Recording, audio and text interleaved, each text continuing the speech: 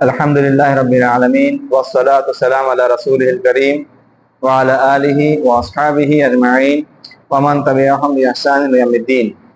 اعوذ باللہ السمیع العلیم من الشیطان الرجیم، بسم اللہ الرحمن الرحیم۔ القارعۃ ما القارعۃ وما ادراک ما القارعۃ یوم یکون الناس کالفراش المبثوث وتکون الجبال کالعہن المنفوش وَأَمَّا مَنْ ثَقُلَتْ مَوَازِينُهُ فَهُوَ فِي عِيشَةٍ رَاضِيَةٍ وَأَمَّا مَنْ خَفَّتْ مَوَازِينُهُ فَأُمُّهُ هَاوِيَةٌ وَمَا أَدْرَاكَ مَا هِيَهْ نَارٌ حَامِيَةٌ رَبِّ اشْرَحْ لِي صَدْرِي وَيَسِّرْ لِي أَمْرِي وَاحْلُلْ عُقْدَةً مِنْ لِسَانِي يَفْقَهُوا قَوْلِي۔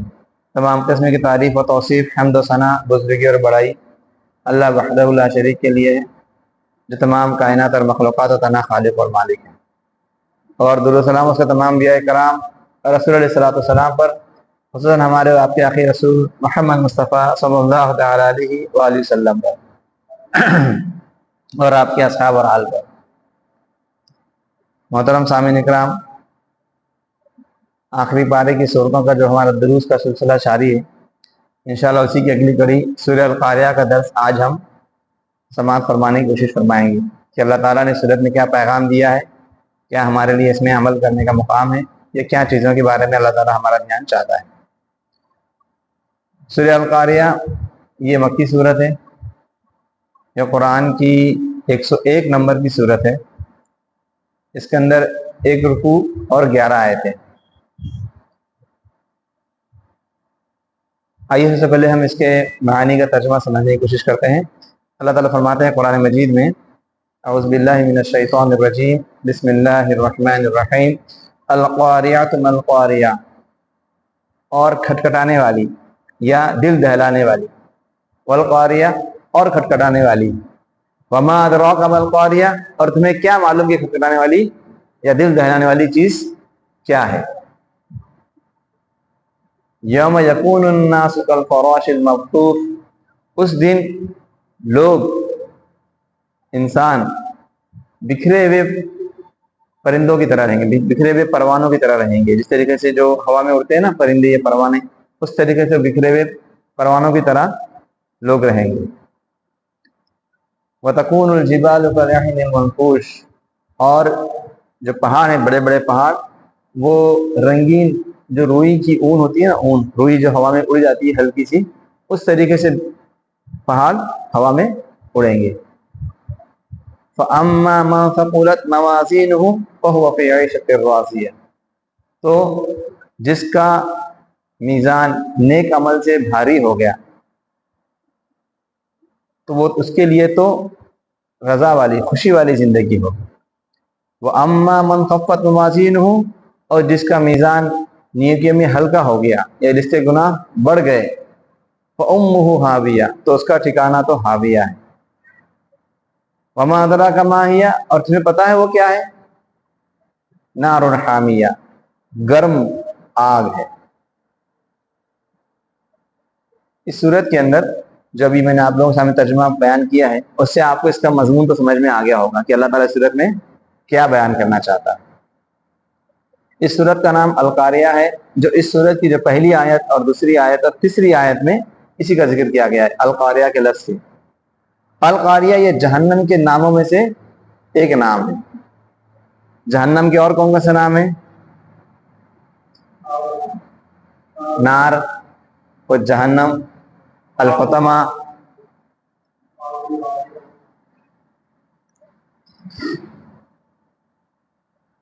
الحاقہ، الطامہ، الصاخہ، بہت سارے مختلف نام اللہ تعالیٰ نے قرآن مجید میں اس کے ذکر کیا ہے۔ یہ جہنم کی ہولناکی، اس سے ڈرنے کے لیے اللہ تعالیٰ نے ذکر کیا ہے۔ جو چیز بہت زیادہ ڈراؤنی ہوتی ہے، بھیانک ہوتی ہے، خطرناک ہوتی ہے، جس سے ہمیں ڈرنا چاہیے، اس کے الگ الگ صفت، الگ الگ اوصاف، الگ الگ کیٹیگری بتائے گی۔ کہیں بتایا کہ یہ توڑنے والی ہے، کہیں بتایا کہ یہ چورا کر دینے والی ہے، کہیں بتایا کہ یہ دل دہلانے والی ہے، کہیں پہ یہ آپ کو کھٹکھٹا کر آپ کو ڈرانے والی ہے، کہیں پہ یہ چیخنے والی ہے، کہیں پہ آپ کو یہ جھلسا دینے والی ہے، جلا دینے والی ہے، آپ کو نیست و نابود کر دینے والی ہے۔ الگ الگ نام یہاں پہ ہیں. اس صورت کے اندر اس جہنم کا ایک نام اللہ تعالیٰ نے فرمایا القاریہ، کہ اس کا ایک لفظی معنی ہوتا ہے کھٹکھٹانے والی، دل دہلانے والی. کوئی انسان اگر ڈرا ہوا ہے اور اس کے گھر پہ دستک ہے تو اس کا دل اور دہل جاتا ہے، دھڑک جاتا ہے، تکلیف میں آ جاتا ہے، پریشانی میں آ جاتا ہے. تو اللہ تعالیٰ فرما رہا ہے کہ یہ قیامت اور یہ جو جہنم ہے یہ برحق ہے، یہ آنے والی ہے، یہ یقینی ہے. اور اس طریقے سے اللہ تعالیٰ کا انداز ہے کہ القاریہ مل قاریہ، اور کیا ہے قاریہ، وما ادراک مل قاریہ، اور تمہیں کیا معلوم ہے قاریہ کیا ہے. القاریہ تو مل قاریہ، کھٹکھٹانے والی، دل دہلانے والی، اور کیا ہے کھٹکھٹانے والی، اور تمہیں کیا پتا کہ کھٹکھٹانے والی چیز کیا ہے. پھر اللہ تعالیٰ خود بیان کر رہے ہیں کہ یہ چیز کیا ہوگی. تو قیامت اتنی خطرناک چیز ہے، یہ دل دہلانے والی جو گھڑی ہوگی، جو قیامت ہوگی، جو آنے والی ہے، وہ جو خطرناک ہے، اتنی خطرناک ہے کہ یہاں پہ اللہ تعالیٰ نے 2 آیتوں کے ذریعے اس کا پس منظر بیان کیا کہ قیامت کے روز کیا معاملہ ہوگا. جب لوگوں کو جمع کیا جائے گا، اکٹھا کیا جائے گا، اپنی قبروں سے جو لوگ اٹھیں گے، اسرافیل علیہ السلام جو سور پھونکیں گے، تمام کی تمام جو چیزیں وہ فنا ہو جائیں گی. پھر ایک وقت گزرے گا، پھر دوبارہ سور پھونکا جائے گا، اور پھر لوگ اپنے قبروں سے اٹھیں گے. اس وقت کی جو کیفیت ہوگی جب سور پھونکا جائے گا، جب تمام چیزیں فنا ہو جائیں گی، ہلاکت اور برباد ہو جائیں گی، اس ٹائم اللہ تعالیٰ کیا فرما رہے ہیں کہ جب قیامت کے روز لوگوں کا معاملہ کیا ہوگا، یوم یکون الناس کالفراش المبثوث، اس دن لوگ بکھرے ہوئے پروانوں کی طرح ہوں گے، نفسا نفسی کا عالم ہوگا، کوئی کسی کو پہچانے نہیں، کوئی ادھر جا رہا ہے، کوئی ادھر جا رہا ہے. جس طرح سے ہوا میں پروانے اڑتے ہیں، انہیں خود پتہ نہیں رہتا کدھر جا رہے ہیں، کیا جا رہے ہیں، ایک دوسرے کا کوئی لنک نہیں ہوتا. ایک تو ہوتا ہے کہ پرندوں کا جھنڈ ہوتا ہے جو ایک ساتھ میں جاتا ہے، آپ بغلوں کو دیکھتے ہیں، چڑیاؤں کو دیکھتے ہیں ایک طرح، لیکن کچھ پروانے پر ایسے ہوتے ہیں جو کدھر بھی اڑتے ہیں، کوئی بھی سمت میں جاتے ہیں، انہیں کسی کا کوئی ہوش نہیں ہوتا ہے، اپنے آزو آزو کیا چاہے اسے خیال نہیں رہتا ہے. تو یہ بہت ہی خطرناک منظر ہے، جس کو اللہ تعالیٰ نے ایک اور جگہ سورہ القمر میں غالباً نظر فرماتا ہے کہ انہم جراد منتشر، بکھرے ہوئے ٹڈیوں کی طرح رہیں گے. کوئی ان میں پرسان حال نہیں ہوگا، پریشان ہوں گے، ہر کوئی اپنی اپنی پریشانی میں ہوگا. جو انسان اپنے آپ کو جو بہت بڑا سمجھتا تھا، اپنی قابلیت، اپنی صلاحیت، اپنی دولت، اپنی چاہت، اپنا منصب، اپنا مقام، اپنے پاور، اپنی طاقت، اپنی پراپرٹی کو لے کے جو لوگوں پہ ظلم کرتا تھا، اپنی بادشاہت کا جو لوگوں میں روب دکھاتا تھا، اس کی حالت بھی بہت گئی گزری ہوگی. خود اس کو کوئی پوچھنے والا نہیں ہوگا، اس کے ساتھ کیا معاملہ ہوگا اسے بھی پتہ نہیں ہوگا. لوگ نفسا نفسی کے حالت میں ہوں گے، اتنا نفس نفسی کے حالت میں ہوں گے کہ اگر آپ سورہ العبس کا سنیں گے معاملہ، تو اس دن آدمی اپنے، اسی طریقے سے ایک اور سورہ میں یوم یفر المرء من اخیہ، اس دن انسان اپنے بھائی سے بھاگے گا. جو اپنا بھائی ہے، جو سگا بھائی، جس کے لیے وہ محنت کرتا ہے، پریشان ہوتا ہے، تگودو کرتا ہے، جس کے ساتھ وہ پلا بڑا ہوتا ہے، جس کے سہارے وہ چلتا ہے، جس کی پرورش وہ خود کرتا ہے، جو زندگی بھر اس کے ساتھ میں رہتا ہے، اس بھائی سے وہ بھاگے گا. وہ امہ و ابی، اپنے ماں اور باپ سے بھاگے گا، جس نے اس کو پیدا کیا ہے، جس نے اس کو پالا پوسا، جس نے اس کی تکلیفیں اٹھائی، جس نے اس کے لیے سب کچھ کیا، اس ماں سے وہ بھاگے گا. جس کی اس نے خدمت کی، جس کے سامنے وہ اس کی ہر بات کو وہ سنتا تھا، اپنے والدین کی، ان کے آگے اف تک نہیں کرتا تھا، ان کے لیے تمام ان کی ناز و نخل جھیلتا تھا، تمام قربانی ان کے لیے کرتا تھا، ان ماں اور باپ سے بھاگے گا. وہ صاحبتی، اپنی بیوی سے بھاگے گا، اپنے دوست سے بھاگے گا، جس کے ساتھ میں پھر زندگی گزاری، سکھ دکھ باتیں، پریشانی اور غم جھیلی، جس کے لیے حلال اور حرام کی تمیز چھوڑ دی، جس کے لیے دنیا سے لڑ پڑا، جس کے لیے اس نے اللہ تعالیٰ کی نافرمانی کی، یا جو کچھ بھی کیا، اتنے قریب سے قریب لوگوں سے وہ بھاگے گا. اپنی اولاد، اپنے ماں، اپنے باپ، اپنی بیوی، اپنے بھائی، تمام لوگوں سے انسان بھاگے گا. اتنے بڑا حال ہوگا، تو کوئی حال ہوگا اس دن، کوئی کسی کے کام نہیں آئے گا. پھر آگے اللہ فرماتا ہے وَتَكُونُ الْجِبَالُ كَالْعِهْنِ الْمَنْفُوشِ، اور جو پہاڑ ہوں گے نا، جو بڑے بڑے پہاڑ ہمیں دکھتے ہیں، جو چٹانوں نما پہاڑ ہوتے ہیں، جسے ہم ہلا نہیں سکتے، جسے ہم توڑ نہیں سکتے، اس کو توڑنے کے لیے بڑی بڑی مشینیں لگتی ہیں، اور کئی دن اور کئی سال لگ جاتے ہیں، جو ٹس سے مس نہیں ہوتے ہیں. اور پہاڑوں کا معاملہ تو یہ ہے کہ پہاڑ اتنے بڑے ہیں، اتنے طاقتور ہیں، اتنے بلند اللہ تعالیٰ نے بنایا پہاڑوں کو، یہ جتنے پہاڑ میں اوپر دکھتے ہیں اتنے پہاڑ یہ نیچے بھی ہیں. اور یہ پہاڑ ہی ہیں جو اس زمین کی گردش کو کنٹرول کیے ہوئے ہیں، تاکہ زمین ہلنے نہ پائے، اس میں جنبش نہ ہو، ورنہ یہ پہاڑ نہیں ہوگے تو یہ بیلنس زمین کا بکھر جائے گا. خود اللہ تعالیٰ قرآن مجید فرماتا ہے اتنے بڑے بڑے پہاڑ قیامت کے روز روئی کی مانند، اون کی مانند ہوا میں اڑنے لگیں گے. کوئی وقت نہیں ہوگی، اتنے بڑے بڑے پہاڑ ہوں گے جو روئی کی مانند اڑنے لگیں گے، تو ہم انسانوں کی حالت ہوگی سوچیے. اتنے بڑے بڑے پہاڑ جو ہیں اور روئی کی مانند قیامت کے روز اٹھنے لگیں گے.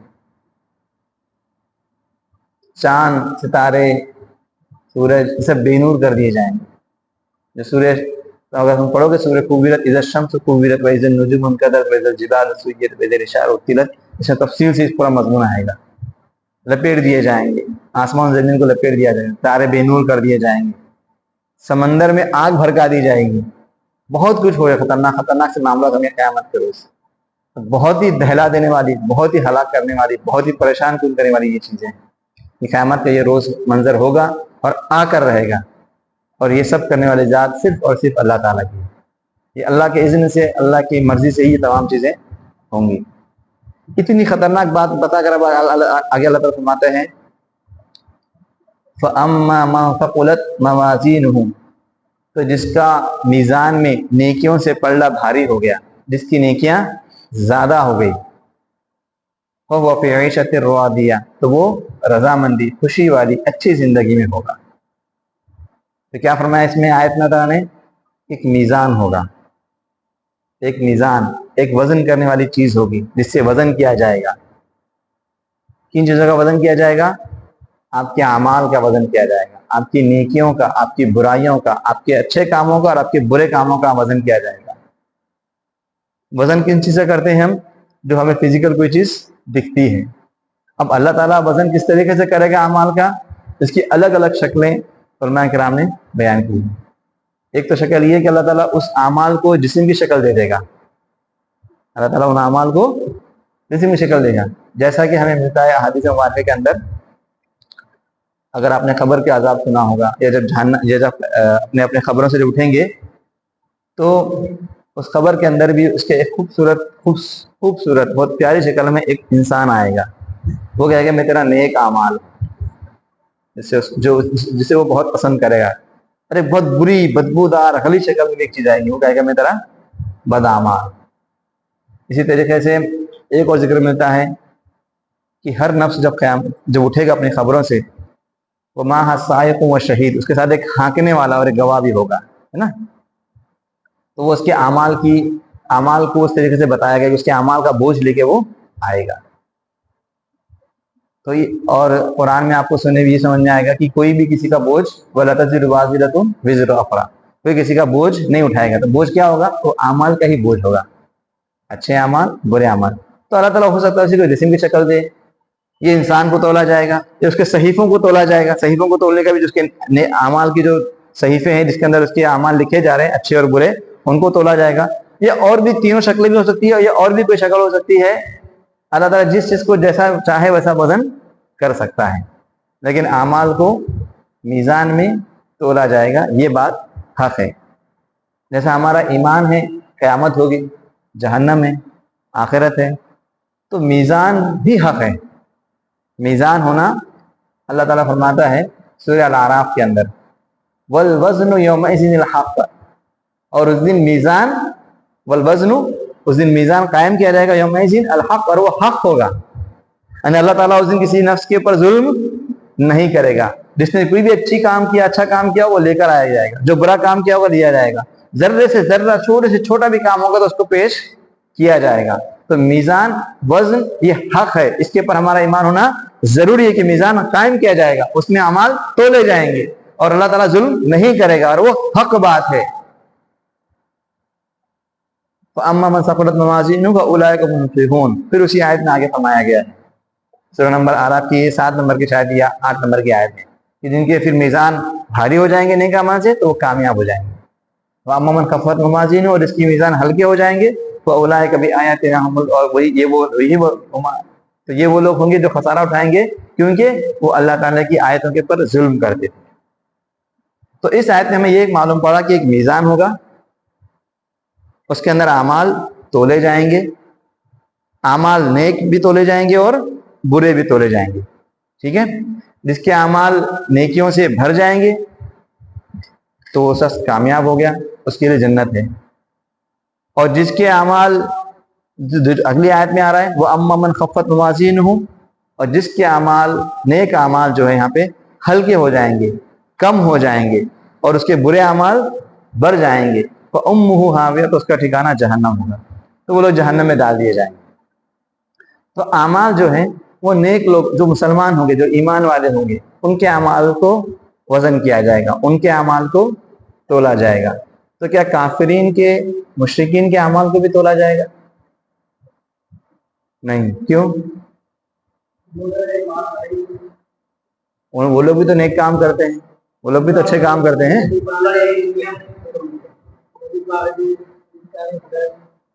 تو کوئی اس کا کوئی ثبوت ہے کہ نیک اعمال؟ اب اللہ تعالیٰ نے یہاں پہ فرمایا نہیں نا کہ مومنوں کے اعمال ہی تولے جائیں گے، کافرین کے اعمال نہیں تولے جائیں گے۔ تو اللہ تعالیٰ سورہ الکہف میں فرماتا ہے آخری رکوع کے اندر، فَلَا نُقِيمَ لَهُمْ يَوْمَ الْقِيَامَةِ وَزْنًا، ہم ان کے اعمال کو، ان کے جو بھی اعمال ہوں گے، فَلَا نُقِيمَ لَهُ، ان کو نہیں قائم کریں گے وزن کے اندر، ہم میزان میں ان کے اعمال کو نہیں تولا جائے گا، مطلب ان کی کوئی حیثیت ہی نہیں ہوگی، چاہے وہ کتنے ہی اچھے اعمال کر کے آؤں، کتنے ہی خیر خواہی انہوں نے کیا ہوگا، کتنا ہی انصاف کیا ہوگا، کتنے ہی بھلے کام کیے ہوگا، کتنے ہی لوگوں کو کھلایا پلایا ہوگا، لیکن اگر وہ ایمان نہیں تھا، انہوں نے شرک اگر کر لیا، تو ان کے اعمال کا کوئی مول، کوئی وزن نہیں ہوگا،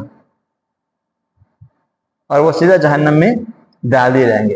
لیکن انہیں اللہ تعالیٰ بتلائے گا کہ میں تمہیں جہنم میں کیوں ڈال رہا ہوں، انہیں ان کی گمراہی بتا دی جائے گی، انہیں ٹارچر کیا جائے گا، انہیں روحانی جسمانی ہر طریقے سے تکلیف دی جائے گی۔ یہ وہ معبود ہے جس کو تم پوچھتے تھے، یہ وہ تھے جس کا تم بولتے کہ تمہارے سفارشی بنیں گے، یہ وہ تھے جس کا تم سمجھتے تھے کہ ہمارے کام آنے والے ہیں، یہ تو خود جہنم میں چلے گا، تمہارا کیا حال ہوگا؟ یہ وہ سردار ان کے پیچھے تم جاتے تھے، یہ تم تھے اکابر، تم جبار، تم قہار، تم بڑے بڑے بادشاہ بنتے تھے، دیکھو تمہارا حال میں نے کیا کر دیا۔ تو انہیں ٹارچر تو کیا جائے گا، تکلیف تو دی جائے گی، حجت تو قائم کر دی جائے گی، تم غلط کیوں تھے، تمہارے معبود غلط کیوں تھے، تم کس کی عبادت کرتے تھے، کس کی پرستش کرتے تھے، یہ بتایا جائے گا۔ ان کے معبودوں کے بھی ان کے سامنے جہنم میں ڈال دیا جائے گا، جس کی وہ پوجا کرتے تھے، پرستش کرتے تھے، جو بھی باطل ان کے معبود تھے، لیکن ان کے اعمال کی وزن کی قیمت نہیں ہوگی۔ تو جو مومن ہوں گے ان کے اعمال تولے جائیں گے، جن کے اعمال زیادہ ہو جائیں گے، نیک اعمال، تو سیدھا سیدھا جنت میں داخل ہو جائے گا۔ وہ ایسی زندگی ہوگی جس سے آپ خوش ہوں گے، مطمئن ہوں گے، راضی ہوں گے۔ ایک انسان ہوتا ہے نا، جیسے ہم بولتے ہیں نا، اس سے پہلے کی بھی سورت میں آپ نے پڑھا ہوگا کہ جو دنیا میں جو انسان کا جو دل ہے، جو اس کا نفس ہے، کتنی بھی اچھی سے اچھی چیز دے دو، اس سے مطمئن وہ تھوڑی دیر کے لیے ہوتا ہے، بعد میں پھر وہ اس سے اگتا جاتا ہے، اسے وہ چیز پسند آئی نہیں تو اسے بول لگتا ہے، چاہے آپ اس کو روز بریانی کھلاؤ، روز چکن کھلاؤ، روز شہد پلاؤ، روز اچھی سے اچھی شراب پلاؤ، اچھے سے گھر میں رکھو، آپ اس کو روز اچھی جگہ سفر کراؤ، اچھی چیزوں میں گاڑی میں جائے، لیکن اب وہ روز روز اگر کام کرے گا ایک ہی چیز ہے یہ، تو کیا ہو جاتا ہے، انسان بور ہو جاتا ہے، چینج چاہتا ہے، ادھر کوئی اور جگہ جائیں گے، کوئی اور چیز ہمیں چاہیے، یا پھر اتنی دولت آنے کے بعد بھی اور اس کی چاہت، اس کی بے چینی، بے قراری قائم رہتی ہے، ختم ہوتی ہے کیا؟ نہیں ہوتی ہے۔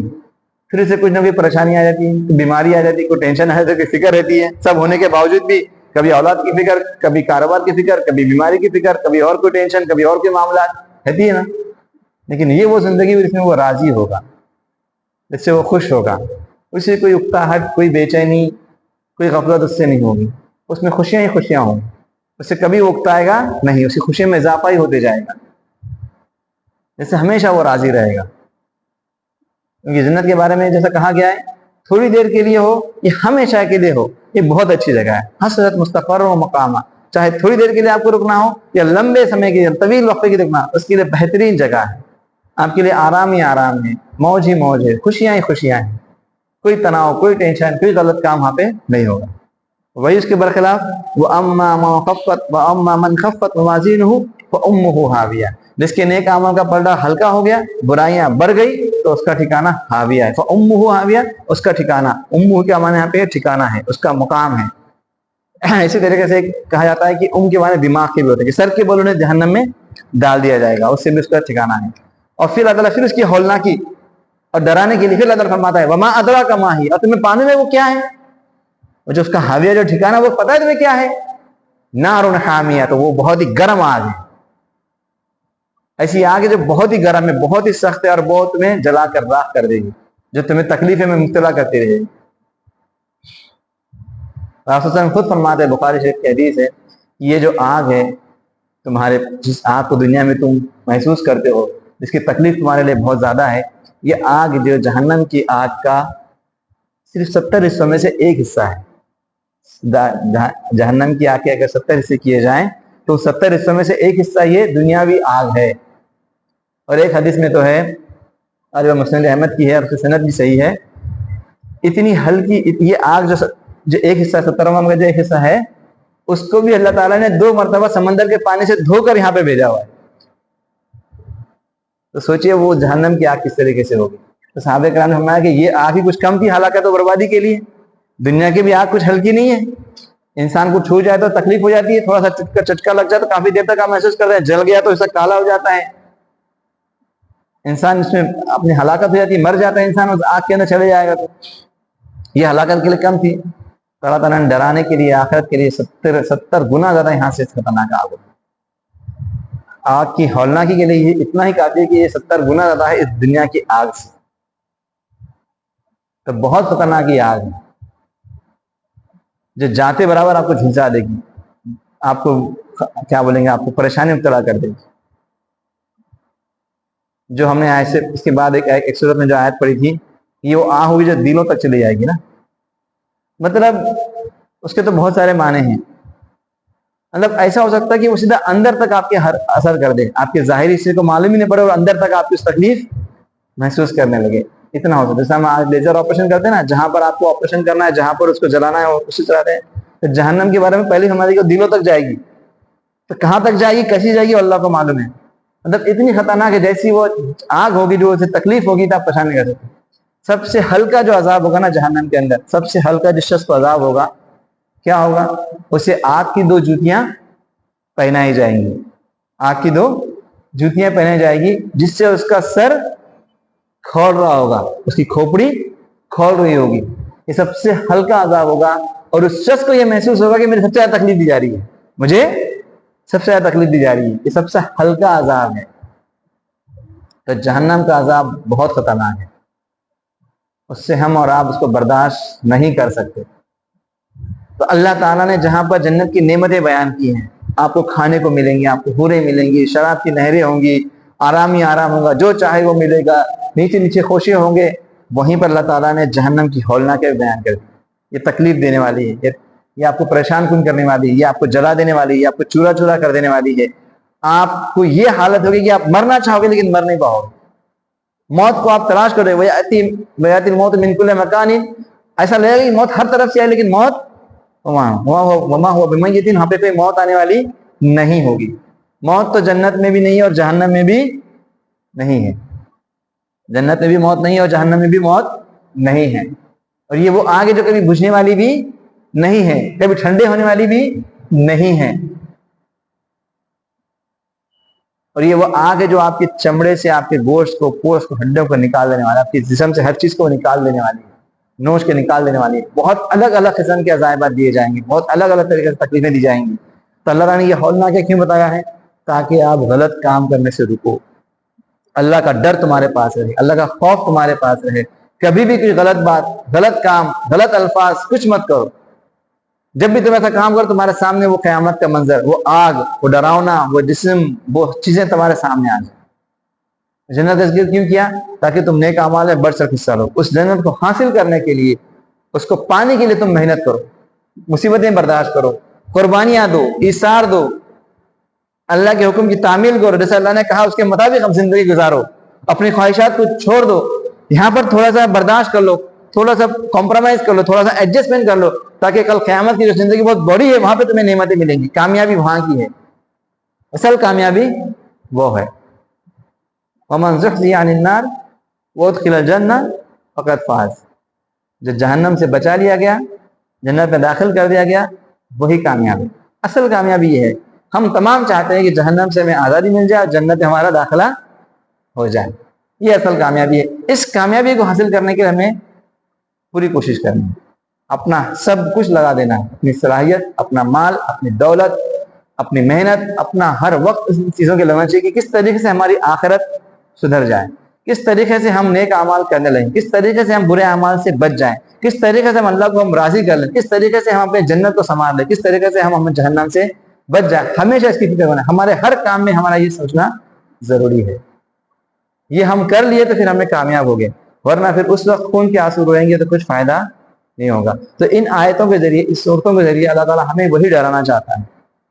اس وقت کی مایوسی, اس وقت پچھتاوے سے بہتر ہے کہ آج نیک کام کر لو, دعا کرو کہ اللہ تعالیٰ ہمارے اعمال کو قبول فرما دے، ہمارے نیک اعمال زیادہ سے زیادہ ہوں، ہمارے گناہوں کو اللہ تعالیٰ معاف فرما دے اپنے، اور اللہ تعالیٰ کا فضل و کرم ہمیشہ ہم پر رہے، دنیا میں بھی اور خاص طور پہ آخرت میں بھی، کیونکہ اللہ کے فضل و کرم سے ہی ہم جنت میں جا سکتے ہیں، اللہ کے فضل و کرم سے ہی ہمارے گناہ معاف ہو سکتے ہیں، اللہ کے فضل و کرم سے ہی ہمارے جنت میں ہمارا داخلہ ہو سکتا ہے۔ تو اللہ تعالیٰ سے دعا ہے اللہ تعالیٰ ہم تمام کو کہنے سننے ساتھ عمل کرنے کی توفیق عطا فرمائیں، قرآن اور سنت کا صحیح فہم عطا فرمائیں، ہمارے اعمال کو قبول فرمائیں، ہمیں جو پریشان حال ہے مصیبت ان کی پریشانی اور مصیبتوں کو دور فرمائیں، جو بیمار انہیں شفا کاملہ عاجلہ و دائمہ عطا فرمائیں، جو مقروض ان کے قرضے کو دور فرمائیں، جو وفات پا چکے ان کی مغفرت فرمائیں، جب تک ہم قائم رہے ایمان پر قائم رہے، جب ہمارا خاتمہ ہوتا ہے ایمان پر خاتمہ۔ آمین وآخر دعوانا الحمدللہ رب العالمین، سبحان ربک رب العزۃ عما یصفون والسلام علی المرسلین والحمد للہ رب العالمین۔